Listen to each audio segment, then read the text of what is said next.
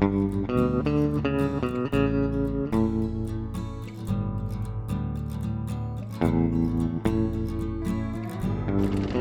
dirt roads. Welcome to day number 2. First day, kind of went doing a little bit exploring and driving around, relaxing. Today, we're gonna ride some dirt roads in central Georgia.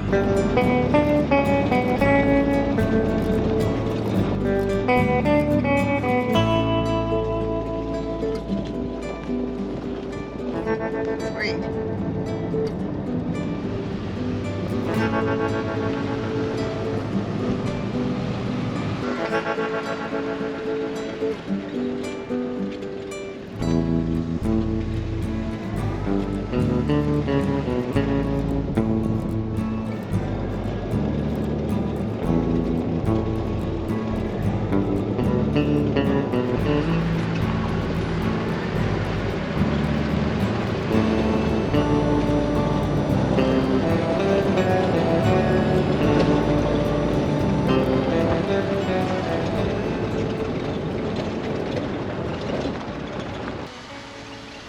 The church lacks a sign or anything on the front, and the graveyard is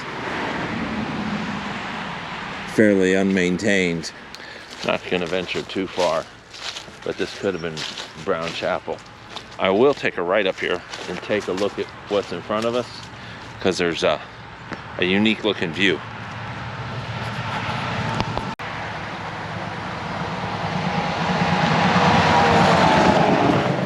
A lot of cars coming down the road.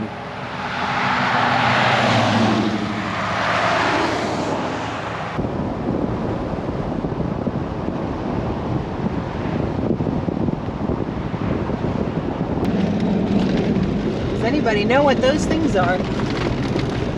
What's under there? What is under there? What's rolled up?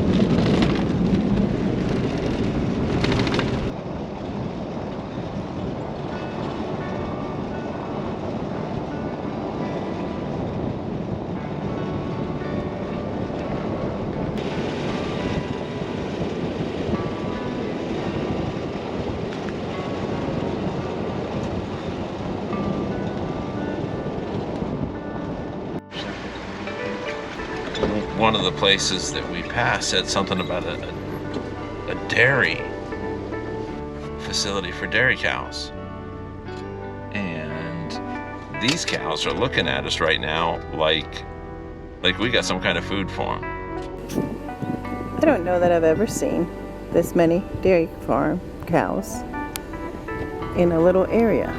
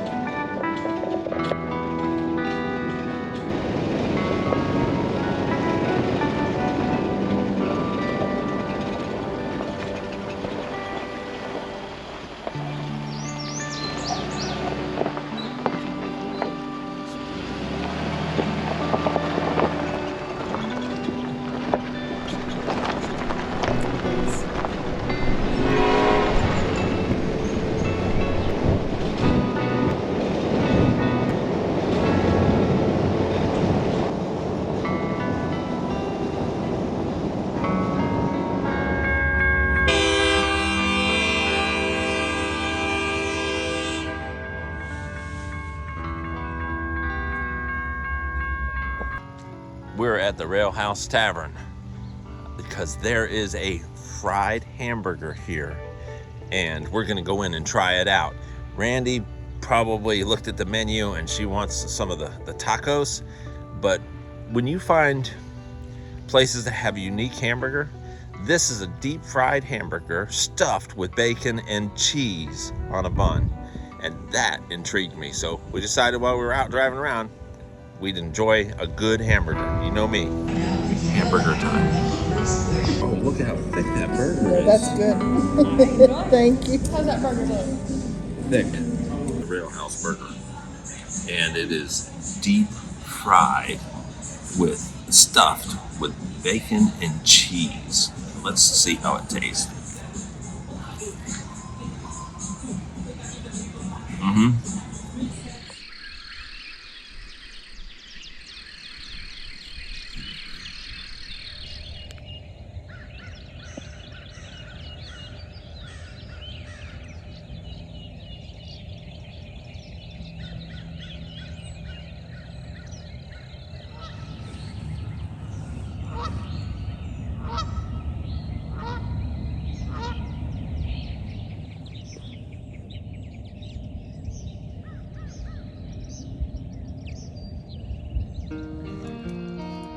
This small, unassuming plant that I dare not touch, for its stem and bases of the leaves are covered in small, fragile, hypodermic needles filled with poisons. They burn, break off in your skin, and at the base is a bulb full of toxins. The stinging nettle. Pretty, but a very uncomfortable plant. Once was a road, now there's not.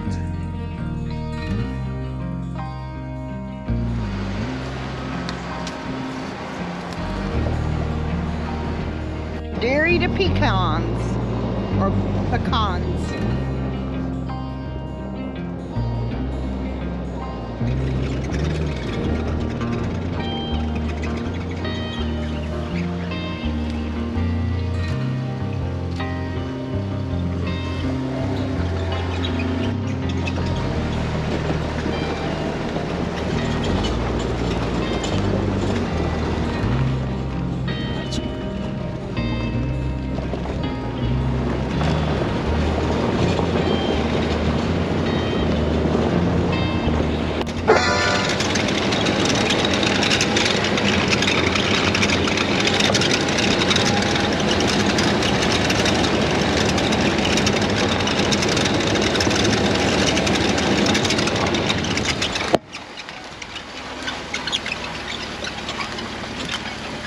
Fixed it? There we go. PO 456. PO 113. Well, that's it for now. We're going to stay on paved roads. Something squeaky going on, and the limp mode kicked in for a minute, kicking my RPMs up between 3,000 and 4,000, and so I had to pull over somewhere and restart everything, see what's going on. God always provides, and where we're staying has a shop. So I'm not going to be crawling around on rocks and dirt. I'm crawling around a nice concrete floor.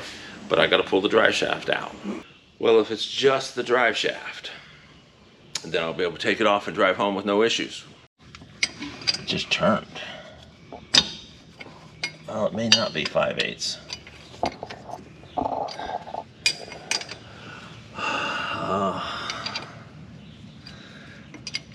I may be going with metric.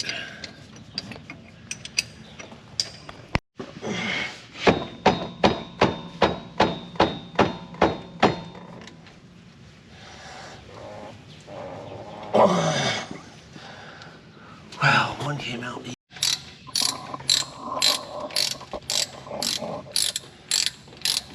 Let's hope I didn't just do what I think I did. Because I think I just... Here, take this over there. Okay. See if... I think I just spun it too much. I don't need that. Well... That, one came off easy. One came off a little effort, one had to use a pneumatic, and I hope I didn't just spin that one's head, because if not, I've got a whole nother task. It's definitely 15. Okay, Randy. Matthew is securing the drive shaft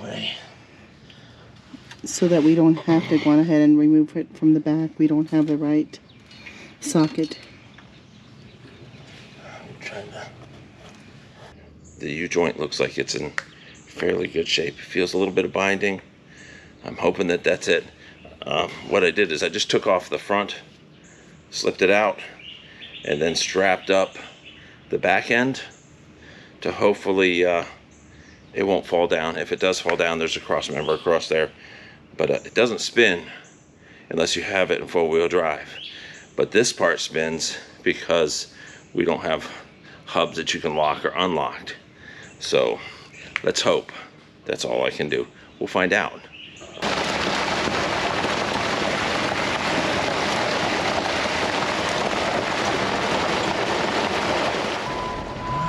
That's a test to see how it's running. Well, if that thing stays where it's supposed to stay, we should be good to get home. Because I'm not hearing it screeching. So maybe it was the drive shaft.